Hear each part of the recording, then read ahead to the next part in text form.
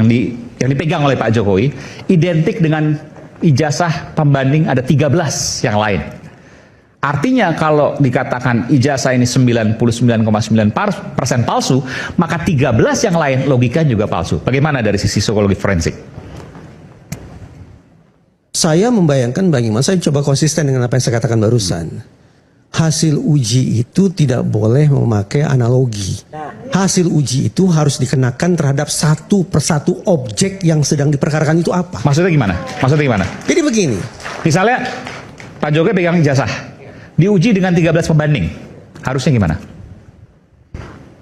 Anggaplah ada objek yang disebut sebagai ijazah Pak Jokowi satu, dan ada objek 13 objek lainnya disebut sebagai ijazah mungkin teman satu angkatan dengan Pak Jokowi atau semacam itu. Saya akan konsisten dengan mengatakan begini. Yang mengatakan bahwa satu objek ini identik sama dengan 13 objek lainnya siapa? Siapa yang mengatakan itu? Hasil lapor menyatakan identik. Hasil lapor, silakan. Tetapi belajar dari perkara atau persidangan O.J. Simpson, satu poin. 1 plus 13 sudah diuji oleh laboratorium forensik milik Mabes Polri, silakan. Berikan kesempatan kepada para terdakwa untuk juga menguji 1 plus 13 objek yang sama. Jadi maksudnya ini penting nih. Jadi 13 pembanding itu harus dibuka dan diberikan kesempatan pada terdakwa untuk mengujinya. Itu wajib dilakukan. Fairness ke akses terhadap barang bukti atau terhadap objek perkara harus dibuka bagi kedua belah pihak, agar persidangan tidak menjadi sebuah proses yang a priori. Oke, kita bicara selanjutnya.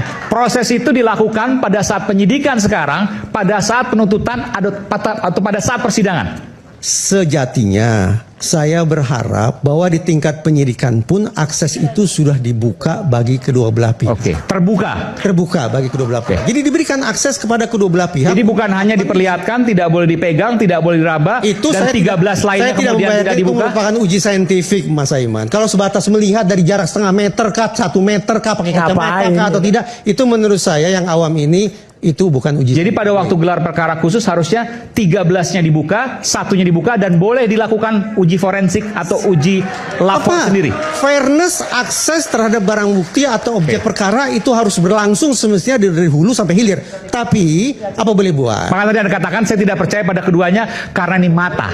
Ya, karena mengandalkan penginderaan awam belaka. Yang kemarin dilakukan penunjukan tidak bisa dilakukan apa-apa, tidak bisa ditarik kesimpulan apa-apa. Saya memilih untuk tutup telinga saja terhadap apapun dikatakan oleh siapapun terkait dengan apa yang dilihat kemarin. Karena itu bukan uji saintifik. Tidak uji saintifik.